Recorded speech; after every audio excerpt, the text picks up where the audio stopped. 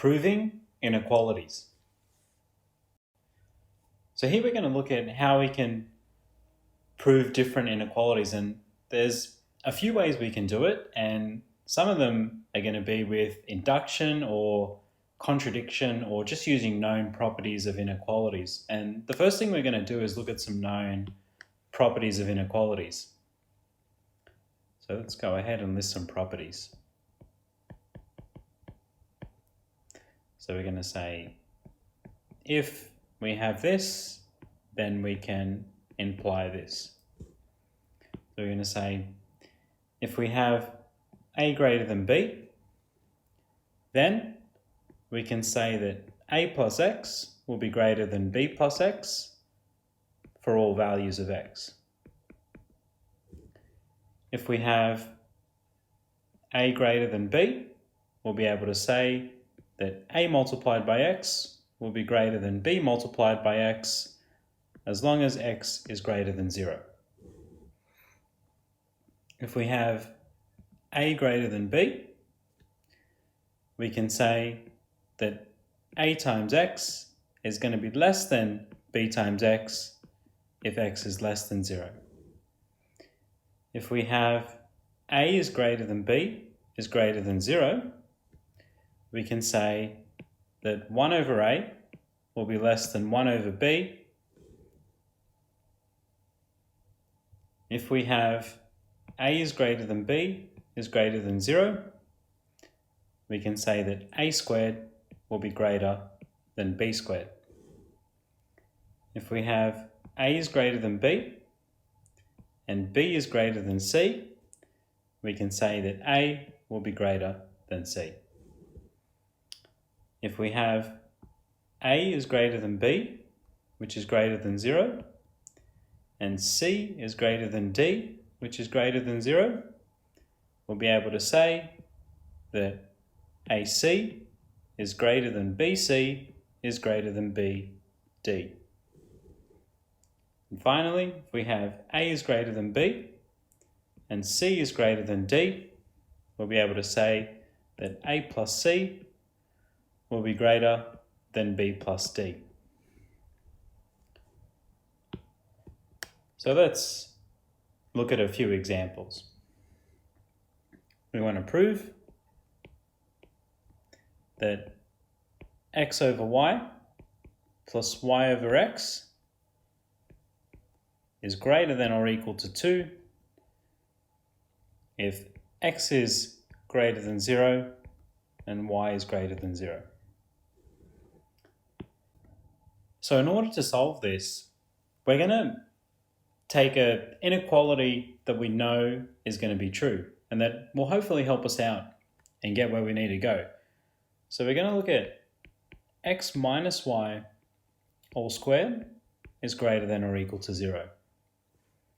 Let's go ahead and expand this out. So we're going to get X squared minus 2XY plus Y squared is greater than or equal to 0. X squared plus Y squared, let's add 2XY to both sides. And let's divide both sides by XY. So we're going to get X squared plus Y squared all over XY is greater than or equal to 2. So we're getting close. Let's split up this fraction. So we get X squared over XY plus Y squared over XY is greater than or equal to 2. The square and the X will cancel and the square and the Y will cancel. So we get X over Y plus Y over X is greater than or equal to 2. And we've successfully proved it. Let's look at another example. So we want to prove that for positive integers A, B, C, and D, so A is greater than 0, B is greater than 0, C is greater than 0, and D is greater than 0, that A squared plus B squared plus C squared plus D squared is greater than or equal to 2 times AB plus CD. All right, so with this one, it's looking very much like we can start with a binomial squared. So let's start with a minus b all squared is greater than or equal to 0. So let's go ahead and expand both sides. So we get a squared minus 2ab plus b squared is greater than or equal to 0. Let's add 2b over. So we get a squared plus b squared is greater than or equal to 2ab. Let's do something similar for c and d. So we'll have c minus d all squared is greater than or equal to 0. Doing this will just give us c squared plus d squared is greater than or equal to 2cd. And now we can use our inequality property that if we have this greater than or equal to this and this greater than or equal to this, we can say that this plus this will be greater than or equal to this plus this. So we get a squared plus b squared plus c squared plus d squared is greater than or equal to 2ab plus 2cd. And all we need to do is just factorize out the 2 on the right hand side. And we get 2 outside of ab plus cd, and we've successfully proved the inequality. Let's look at another example. So again, for the same situation, for a greater than 0, b greater than 0, c greater than 0, and d greater than 0, sorry, just a and b greater than 0, we're just dealing with a and b here. We're going to try and prove that a plus 5b, all multiplied by a plus 2b, is greater than or equal to 9b plus times a plus b. This time we're going to try and prove this by the method of contradiction. So we need to look at the negating inequality for this. And that's just going to be a plus 5b all times a plus 2b is just strictly less than 9b times a plus b. So if we can show that this statement is clearly false, then we have to come to the conclusion that the original statement had to be true. So let's go ahead and expand both sides. So we get a squared plus 2ab plus 5ab plus 10b squared is less than 9ab plus 9b squared. Let's bring everything to the left-hand side. So we get a squared. 2ab plus 5ab is 7ab. Then 7ab minus the 9ab is going to be minus 2ab. And we have 10b squared minus the 9b squared, which is just going to be b squared. We're going to have 0 on the right-hand side. And now we've got a perfect square, which we can factorize as a minus b all squared is less than 0. And now we have just two numbers being squared, and we're saying this is less than 0, which is clearly false. We can say, but a minus b squared is always greater than or equal to 0. So therefore, our original inequality must be false, and the only conclusion we can make is that therefore a plus 5b all times a plus 2b has to be greater than or equal to 9b times a plus b. Let's look at one more example. We want to prove by induction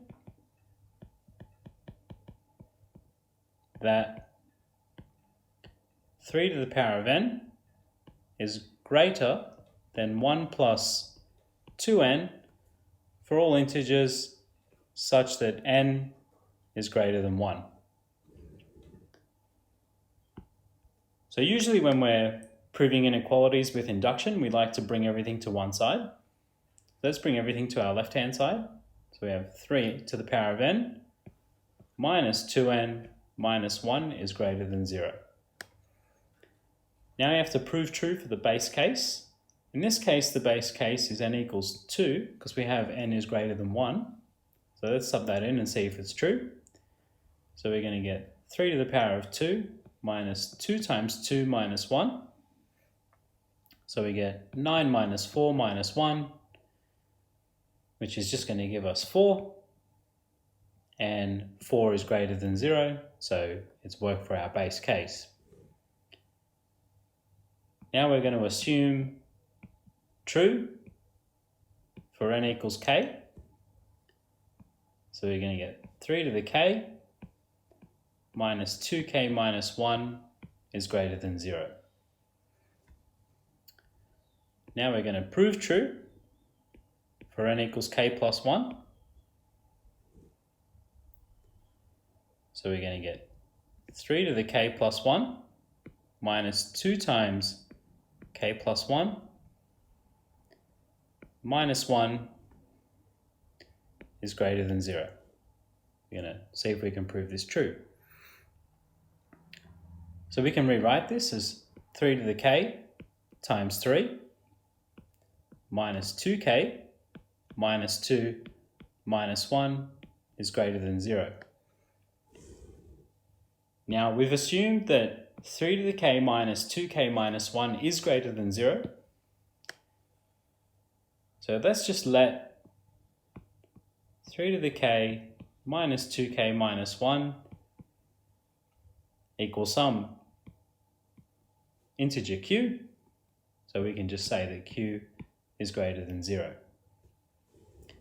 Now, we need to somehow incorporate that into this inequality here. So let's just tidy this up first. So we get 3 to the k times 3 minus 2k minus 3 is greater than 0, which is pretty close to our initial assumption. We have a 3 to the k minus 2k, and it looks like we can factorize out a 3. And if we factorize the 3 out here, we're left with 3 to the k, and factorizing with the minus 3, we're left with minus 1, which is very close. But by factoring out a 3 here, it'll change this value, but we actually want it to be minus 2k. So let's go ahead and just write in minus 2k.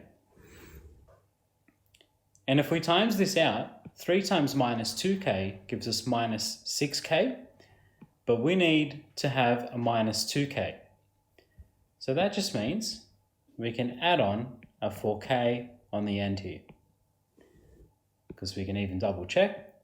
3 times minus 2k gives us minus 6k, plus the 4k gets us back to minus 2k. Now we know that 3 to the k minus 2k minus 1, that just equals q, where q is a positive number that we've assumed to be the case. So we have 3 times q plus 4k, and we want to know, is it greater than 0? Well, now we can definitely say this is greater than 0 because 3 is always positive.